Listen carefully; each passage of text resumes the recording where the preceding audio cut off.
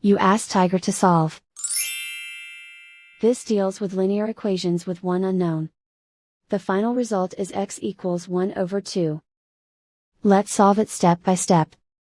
Simplify the expression. Simplify the arithmetic. Group like terms.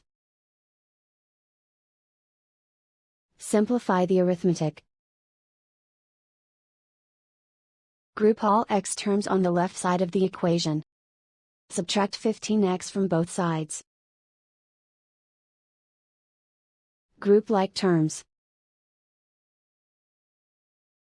Simplify the arithmetic.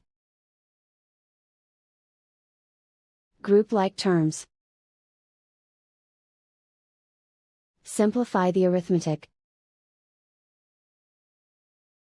Group all constants on the right side of the equation. Add 8 to both sides. Simplify the arithmetic.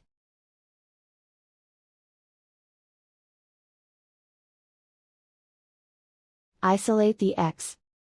Divide both sides by -4. Cancel out the negatives. Simplify the fraction. Cancel out the negatives. Find the greatest common factor of the numerator and denominator. Factor out and cancel the greatest common factor. And so the final result is x equals 1 over 2.